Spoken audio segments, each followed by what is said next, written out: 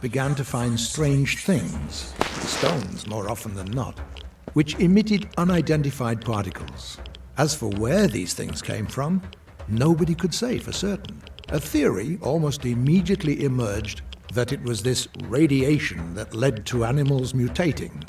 An international organization was formed, as was oh so fashionable back then, the so-called Worldwide Scientific Council. This organization studied how this unknown radiation caused living organisms to mutate. And of course, the first thing that they did was think up a name for the particles and for the radiation itself: NDP radiation. There were still a few mutated animals back then, and they were like cute kittens compared to the beasts that roam the wastelands now. But the first research projects confirmed that this NDP radiation causes serious mutations in animals. As for people, for some reason the radiation affected them entirely differently. Even a small amount applied to damaged tissue caused it to regenerate far more quickly. The body quickly recovered from illnesses, and even serious wounds could be healed using nothing but this radiation. On top of that, many other positive attributes were observed in practically all areas of science. The scientists couldn't have been happier. It was like manna from heaven to them. The discoveries came one after the other. New instruments and medicine. They learned to use sources of the radiation as power sources. How do you think some devices still work to this day? And thought up all kinds of other uses for it. But then, one fine day, the catastrophe struck. I was still just a kid back then. All I remember is multicolored rays appearing in the sky. Then everything suddenly went dark. I heard heavy peals of thunder, the heaviest I'd ever heard. The wind picked up. Stones fell from the sky. It was terrifying. The cities were in the grip of panic and chaos. People trampled each other, running wherever they could, just trying to find cover. It was a horrible sight. My mother and I hid in our basement, and my father tried to save as many people as he could. Then, it all suddenly stopped. The night of nightmares was over, and day broke. Wow! And then what happened? Just listen and don't interrupt. Many people died that night. All the largest cities were destroyed. All that we call civilization had turned to dust. It was like we'd gone back to the Stone Age in a single instant, and all humanity's problems disappeared. Everyone in the world suddenly had the same goal: to survive.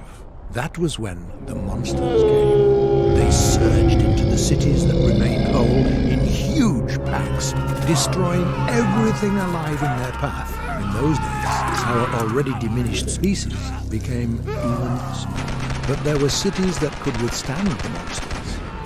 The military was able to lead the people. They began to unite, protect their ruined cities from the mutants, and find other survivors.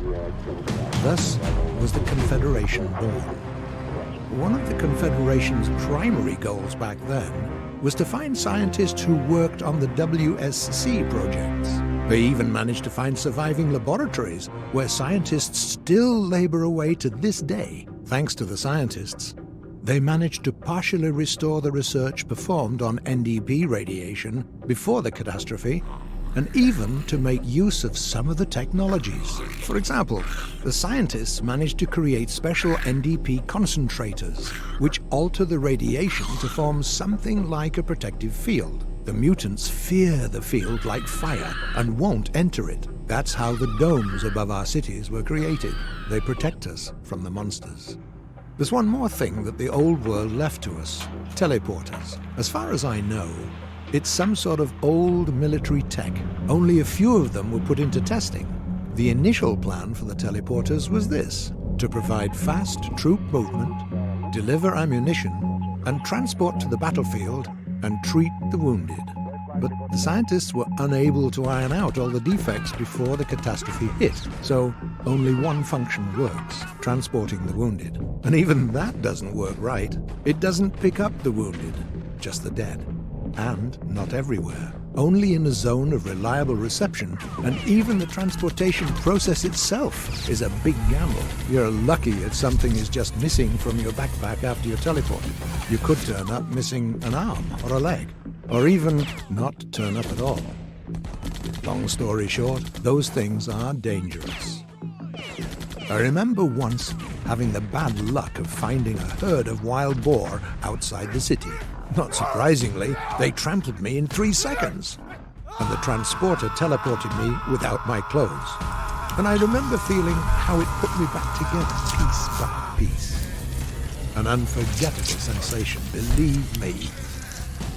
Although the daredevils in the arena use the transporters every day, and they seem fine, still alive.